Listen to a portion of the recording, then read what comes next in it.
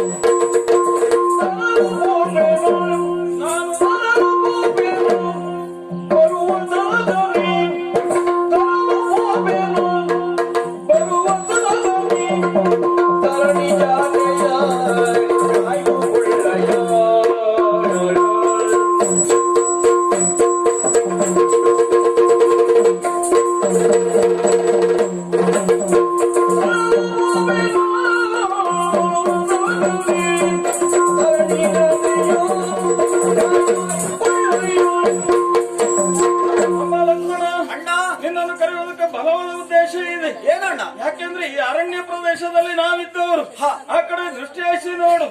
ಒಂದು ಮಿಗ ಆ ಕಡೆ ಈ ಕಡೆ ಸಂಚಾರ ಮಾಡ್ತಾ ಇದೆ ಅಂತ ಆದ್ರೆ ನನ್ನ ಮಡದಿಯಾಗಿರುವಂತ ಸೀತೆ ಕೇಳಿಕೊಳ್ಳುವುದೇನು? ಆ ಮಿಗವನ್ನು ಆದಷ್ಟು ಶೀಘ್ರದಲ್ಲಿ ಹಿಡಿದು ತರಬೇಕಂತ ಕೇಳಿಕೊಳ್ತಾ ಇದ್ದಾಳೆ. ಆಸೆ ಆಕಾಂಕ್ಷೆಯನ್ನು ಈಡೇರಿಸಬೇಕಾದದ್ದು ನನ್ನ ಹೊಣೆತನ ಅಲ್ವಾ? ಕೇಳಲಿಲ್ಲ, ಅಪರೂಪಕ್ಕೆ ನಾನು ಆ ಜಿಂಕೆ ಬೇಕು. ಅರಮನೆಯಲ್ಲಿ ಇದ್ದಾಗ ಏನು ಕೇಳಲಿಲ್ಲ ಅಂತ ಆದ್ರೆ ಈ ಅರಣ್ಯ ಪ್ರದೇಶದಲ್ಲಿ ಆ ಮಿಗವನ್ನು ಕಂಡು ಆಸೆ ಪಡ್ತಾ ಇದ್ದಾಳ ಅಂತ ಆದ್ರೆ ಆಕೆ ಆಸೆಯನ್ನು ಈಡೇರಿಸಬೇಕಾದದ್ದು ನನ್ನ ಹೊಣೆತನ. ಯೋಚನೆ ಮಾಡಬೇಕಾದದ್ದಿಲ್ಲ. ಆ ಮಿಗವನ್ನು ಬೆನ್ನಟ್ಟಿ ಹೋಗ್ತೇನೆ. ಹೋಗಿ ಬರುವವರೆಗೆ ಈಕೆ ರಕ್ಷಣೆ ನಿನ್ನದ್ದು. ಆದೀತಣ್ಣ, ನಿಮ್ಮ ಆಜ್ಞೆಯನ್ನು ಪಾಲಿಸ್ತೇನೆ ನಾನು.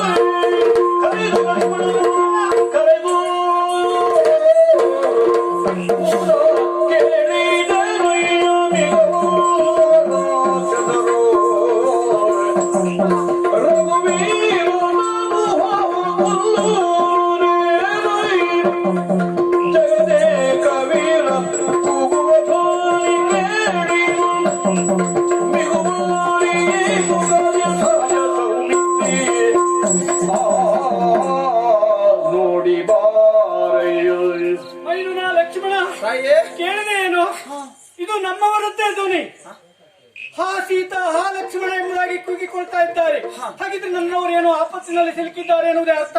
ಅವರಿಗೆ ಏನೋ ಆಯ್ತೋ ಏನೋ. ಲಕ್ಷ್ಮಣ, ನೀನು ಆದಷ್ಟು ಬೇಗ ಹೋಗಿ ಅವರನ್ನು ನೋಡ್ಕೊಂಡು ಬರ್ತೀಯ, ಏನೋ ಆಯ್ತು ಎಂಬುದಾಗಿ.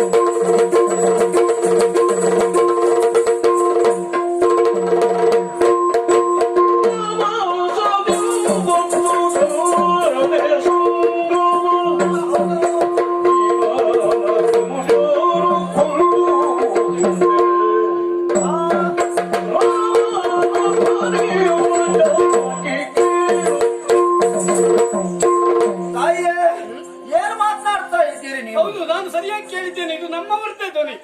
ತಾಯಿಯೇ, ಏನಾಯ್ತೋ ಏನೋ ಅವರಿಗೆ. ನೀವು ಧ್ವನಿಯನ್ನು ಕೇಳಿ ನಿಮ್ಮ ಗಂಡ ರಾಮನ ಧ್ವನಿ ಎನ್ನುವ ಹಾಗೆ ಹೇಳ್ತಾ ಇದ್ದೀರಿ. ಇಲ್ಲ ತಾಯಿ, ಅದು ರಾಮನ ಧ್ವನಿ ಅಲ್ಲವೇ ಅಲ್ಲ. ಯಾಕೆ ಹೇಳ್ತಾ ಇದ್ದೇನೆ, ಇದು ರಾಕ್ಷಸರು ಇರುವಂತಹ ಪ್ರದೇಶವಾಗಿದೆ. ಇಲ್ಲಿ ಯಾವುದೇ ರಾಕ್ಷಸರು ಸಾಯುವಂತಹ ಪರಿಸ್ಥಿತಿಯಲ್ಲಿ ಅವರದ್ದೇ ಧ್ವನಿ ಎತ್ತಿ ಕೂಗುವಂತಹ ಪರಿಸ್ಥಿತಿ ಉಂಟು ಅಷ್ಟೇ ಅಲ್ಲದೆ ಅದೇ ರೀತಿಯಲ್ಲಿ ಕೂಗುತ್ತಾರೆ. ಇದು ಸರ್ವತಾ ರಾಮನ ಧ್ವನಿ ಅಲ್ಲ ತಾಯಿ.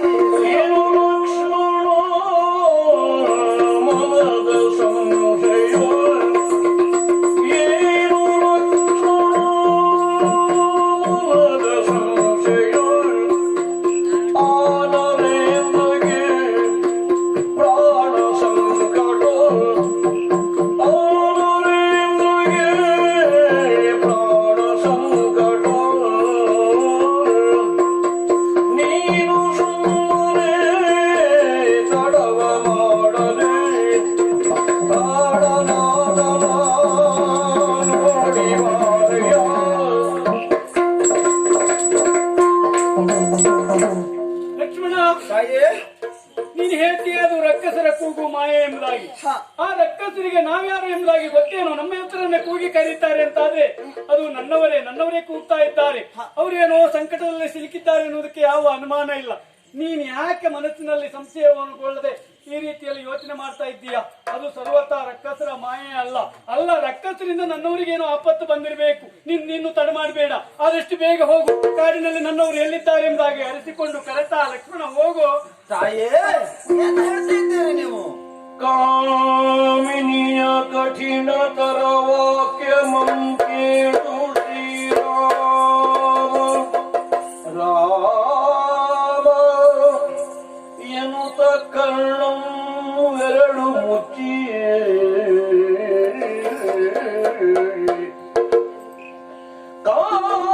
ಕಾಮಿನಿಯ ಕಠಿಣತರ ವಾಕ್ಯ ಕೇಳು ಶ್ರೀರಾಮ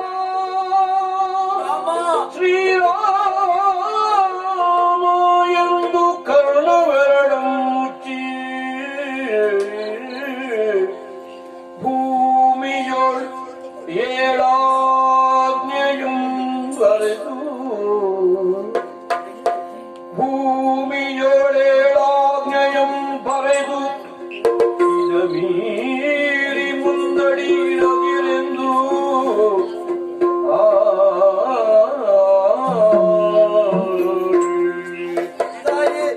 ಗೊತ್ತಾಯ್ತು ಲಕ್ಷ್ಮಣ, ನೀನ್ ಯಾಕೆ ಇಲ್ಲಿ ಅನುಮಾನಿಸ್ತಾ ಸುಮ್ಮನೆ ನಿಂತಿದ್ದೆ ಎಂಬುದಾಗಿ. ಅಲ್ಲಿ ನನ್ನವರಿಗೆ ಆಪತ್ತು ಬಂದಿದೆ. ಅಲ್ಲ, ಅವರಿಗೆ ಎಲ್ಲಿಯಾದ್ರೂ ಜೀವ ಹೋದ್ರೆ ನಮ್ಮವರು ಜೀವ ಕಳ್ಕೊಳ್ತಾರೆ, ನಾನು ಅನಾಥಳಾಗ್ತೇನೆ. ನಮ್ಮವರ ಜೀವ ಹೋದ ಮೇಲೆ ನೀನು ನನ್ನನ್ನ ಕಾಮಿನಿಯಾಗಿ ಇರಿಸಿಕೊಳ್ಳಬೇಕು.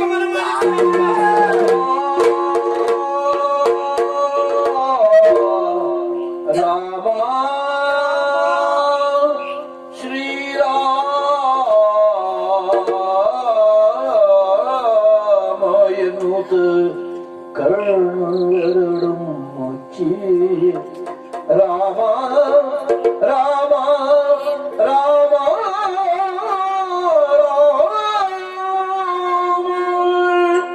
ಎಂತ ಕರ್ಣ ಕಠೋರವಾದ ಮಾತನ್ನು ನಾನು ಕೇಳುತ್ತಾ ಇದ್ದೇನೆ. ತಾಯಿ, ಇಲ್ಲಿಯವರೆಗೆ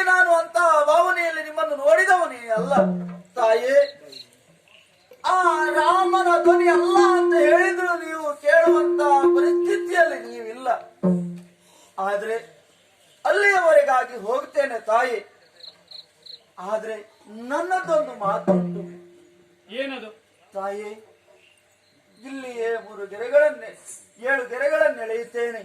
ಆ ಗೆರೆಯನ್ನು ದಾಟಿ ಯಾವ ಕಾರಣಕ್ಕೂ ಯಾವ ಸಂದರ್ಭದಲ್ಲಿಯೂ ಆ ಗೆರೆಯನ್ನು ದಾಟಿ ನೀವು ಮುಂದಾಗಬಾರದು ತಾಯಿ. ಈ ಕೆರೆ ದಾಟಿ ನೀವು ಮುಂದಾಗಬಾರದು. ಇದು ಲಕ್ಷ್ಮಣ ರೇಖೆ. ಇದು ಲಕ್ಷ್ಮಣ ರೇಖೆ ತಾಯಿ. ಹೌದೇ? ಹೌದು ತಾಯಿ. ಇದನ್ನು ದಾಟಿದ್ರೆ ಆಪತ್ತು ಬರ್ತದೆ. ನಿಮಗೆ ಆಪತ್ತು ಬರ್ತದೆ ತಾಯಿ. ಜಾಗ್ರತೆ ಮಾಡ್ತೇನೆ. ಆದಿತ್ತು ತಾಯಿ.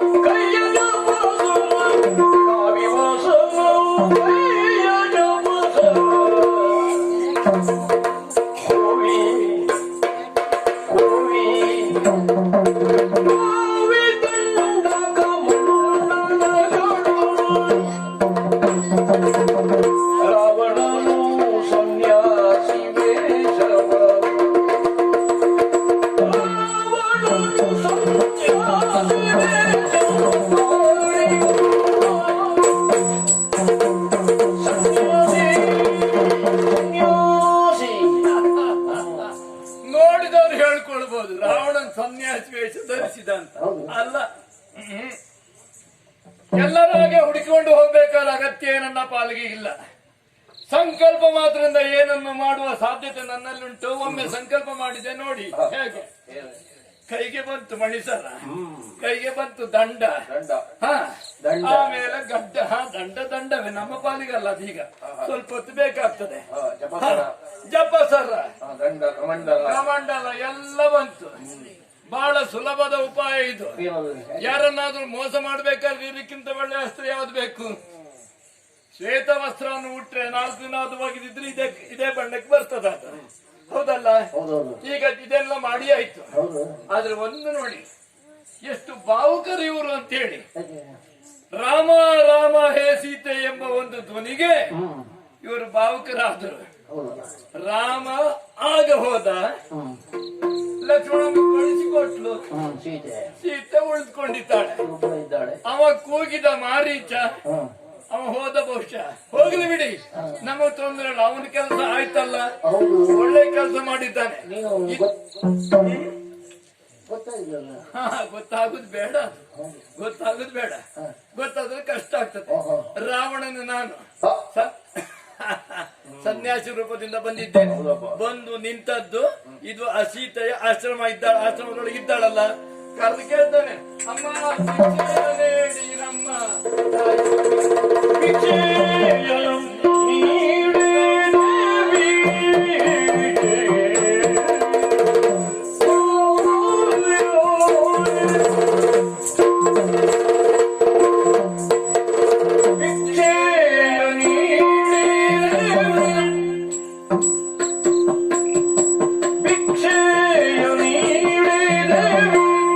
ಸನ್ಯಾಸಿಗೆ ಈ ಸನ್ಯಾಸ